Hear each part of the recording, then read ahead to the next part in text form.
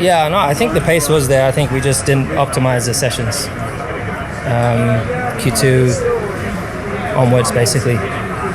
What do you think then is possible tomorrow? Long old race. Not many people have done some long runs, and it feels like you're getting more comfortable with every race I speak to you. Yeah, I'm definitely more comfortable in the car. I mean, I think this weekend, I've been driving really well. I've been really happy with my performance in the car. I think P6 is not good. I definitely think that we should have been further ahead than that.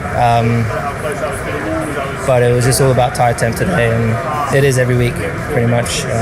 So I think tomorrow's gonna be tough from where we are. There's not really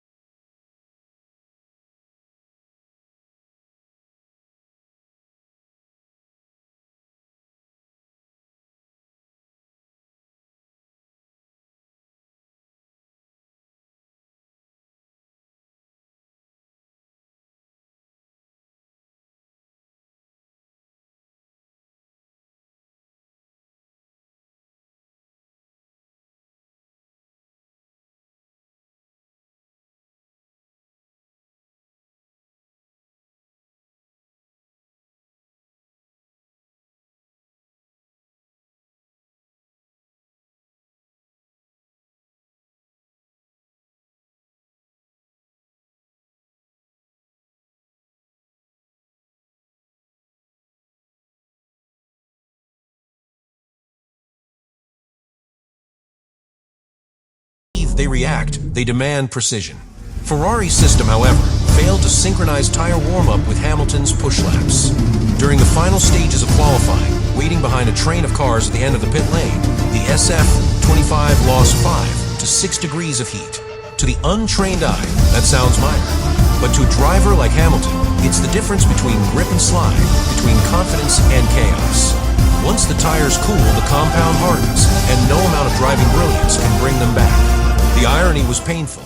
Ferrari had spent months refining pre-run procedures, introducing new warm-up cycles and brake temperature targets.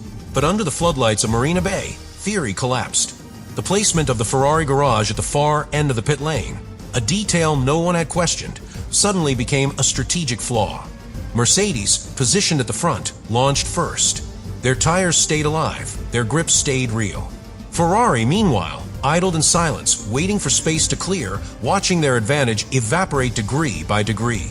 By the time we got out, the tire was gone, one Ferrari engineer admitted privately. It was a brutal reminder that in Formula One, small inefficiencies become fatal when multiplied by pressure. What made Hamilton's comments sting inside Maranello was how specific they were. He wasn't guessing. He knew exactly where and how the system had failed. "We can't afford to lose time sitting still," he said. His tone wasn't anger, it was leadership. He had seen this before at Mercedes, the slow decay of execution under stress. The SF25 wasn't slow because it lacked speed, it was slow because Ferrari couldn't extract it when it mattered most. That distinction separates teams that win titles from those that chase them endlessly. Hamilton, a man defined by control, now found himself trapped in a process where control slipped away before he even reached turn 1. The data from Ferrari's own telemetry confirmed his instinct. The SF25's front right tire had dropped out of its operating window by the time Hamilton started his final flying lap. Grip levels in Sector 1 were 3% below optimum, enough to cost 0.2 instantly. Add understeer through the slower corners, and the deficit ballooned. Engineers later tried to justify it as a matter of unfortunate timing, but Hamilton knew better. Timing isn't luck, it's management. A well-drilled team anticipates the temperature drop, adjusts procedures, and releases the car when it's ready. Ferrari reacted instead of predicting, and in Formula One, reaction is always a step too late. And that's what truly frustrated Hamilton, the realization that the issue was systemic, not situational. This wasn't about one mistake or one weekend. It was about a philosophy that still valued caution over precision. Ferrari hesitated when boldness was required. "You can't win by waiting for perfect conditions," he once told a friend at Mercedes, and in Singapore, those words returned to haunt him. The SF25 was a car that needed everything to align, and Hamilton was a driver built to create alignment himself. The clash was inevitable. When he said, "We lost performance before we even started," it wasn't a complaint, it was a diagnosis. A warning that Ferrari, for all its heritage and brilliance, might be stuck fighting ghosts of its own making. Ferrari's SF25 arrived in Singapore carrying the weight of evolution. The engineers at Maranello had promised Hamilton a car capable of challenging for victory on circuits demanding downforce and stability. On paper, the package was strong. A revised floor with improved airflow channels, an upgraded diffuser, and a rear suspension tuned for mechanical grip. But when theory met the humid air of Marina Bay, the truth emerged. The car was still living on the edge of its own design limits. The downforce that should have been Ferrari's weapon became a double-edged sword, generating unpredictable balance shifts that punished the tires with every temperature fluctuation. In the cockpit, Hamilton could feel it instantly. "It's not consistent corner to corner," he radioed earlier in practice. And when Hamilton feels inconsistency, the stopwatch always confirms it. From an engineering standpoint, Ferrari's greatest enemy wasn't drag or power, it was sensitivity. The SF25's aerodynamic concept was built around a high rake philosophy intended to enhance rear stability under braking. But this design made the car extremely reactive to track height and wind direction. On street circuits like Singapore, where every bump alters ride height, that sensitivity became chaos. When Hamilton hit the curb at turn 10, the airflow under the floor detached momentarily, making the rear end float. A fraction of a second later, the tires overheated.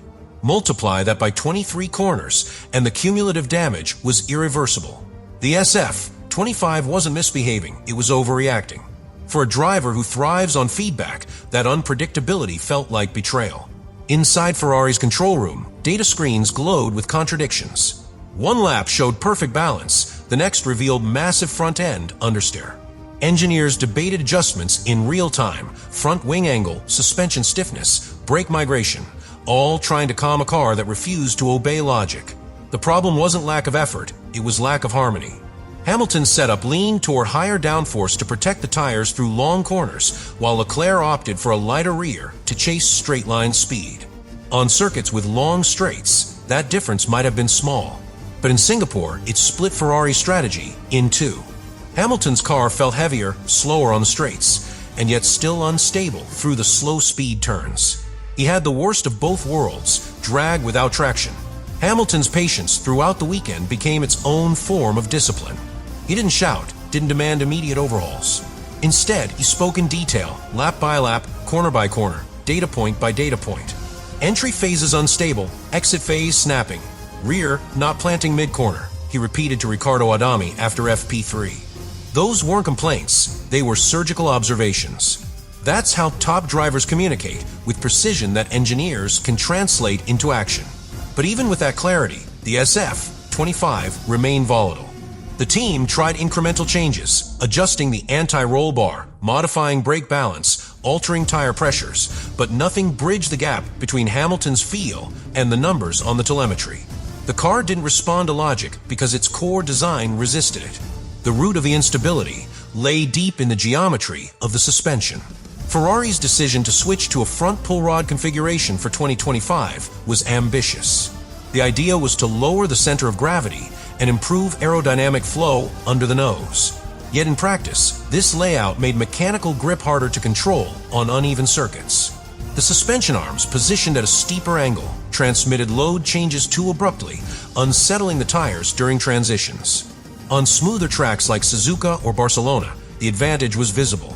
But in Singapore's bumpy night surface, the system couldn't maintain consistent contact patches. Hamilton could feel the tires bouncing off the asphalt, especially in turns 13 and 14. Every jolt cost grip, and every loss of grip overheated the tires further. It was a self-perpetuating flaw, an engineer's nightmare. By Saturday night, Ferrari's engineering team had accepted a harsh reality. The SF-25 was brilliant only within a razor-thin operational window. When the temperature, fuel load, and humidity aligned, it flew. When even one variable shifted, it imploded. Hamilton's lap times reflected that narrow window perfectly, spectacular in Q1, steady in Q2, unstable in Q3. To outsiders, that might seem like inconsistency from the driver. But to experts, it was a mechanical truth. Ferrari had built a car that demanded perfection to perform. The problem is, Formula One never gives perfection. And for Hamilton, who built his career on adaptability, driving a car that refused to adapt was the deepest kind of frustration. Qualifying in Singapore is chess played at 300 kilometers per hour. Every move, every second of timing, determines the outcome long before the lap even starts. For Hamilton, Saturday night was the perfect storm of small errors accumulating into a strategic failure. Ferrari's pit sequence, which should have been synchronized to the second, unraveled in slow motion. As other teams released their cars with surgical precision, Ferrari hesitated, recalculated, and hesitated again. The communication loop between Hamilton's race engineer, Riccardo Adami, and the pit wall filled with cautious pauses. Each pause cost time, and in the narrow pit lane of Marina Bay, time is temperature. By the moment Hamilton rolled to the end of the queue, his tires had already cooled beyond recovery. A championship-winning operation had just been beaten by logistics. The difference was visible even before he exited the pit. Mercedes had understood that track position and tire warmth are inseparable in Singapore. They sent George Russell out early, ensuring his tires stayed in the golden zone between 85 and 90 degrees Celsius. Ferrari, meanwhile, waited. The reasoning seemed logical. Avoid traffic, find a clean lap. But clean air means nothing if the tires are dead. Hamilton's front left compound dropped to 78 degrees during the wait, data later confirmed by telemetry. He radioed immediately, "We've lost the fronts." By turn 3, the understeer was brutal. By turn 7, the lap was gone. In Formula One, it's not the big decisions that kill performance. It's the quiet seconds when nothing happens. Inside the garage, tension spiked. Mechanics stared at screens, strategists whispered calculations, and somewhere deep in the pit wall, the familiar pattern of overmanagement returned.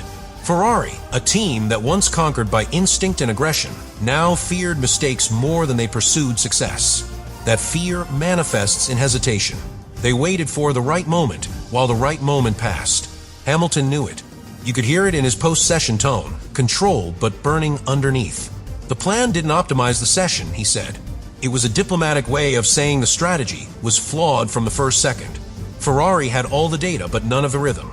The Italian giant had turned racing into bureaucracy, and that bureaucracy froze when pressure rose. The irony of Hamilton's situation was impossible to ignore. He left Mercedes to help rebuild Ferrari, to inject the culture of precision that had defined his dominance. Yet in Singapore, he was living through the very scenario Mercedes had mastered years ago, managing tire temperatures, outlaps, and release timing. Watching Russell secure pole by doing exactly what Ferrari failed to do must have stung. Mercedes started first, kept the heat, and we waited with the car off, he explained. That quote, stripped of emotion, contained everything. Hamilton wasn't angry that Russell was faster. He was angry that Ferrari handed away the fight before the lap even began. In modern Formula One, strategic timing is as much performance as horsepower, and in that metric, Ferrari ranked last that night.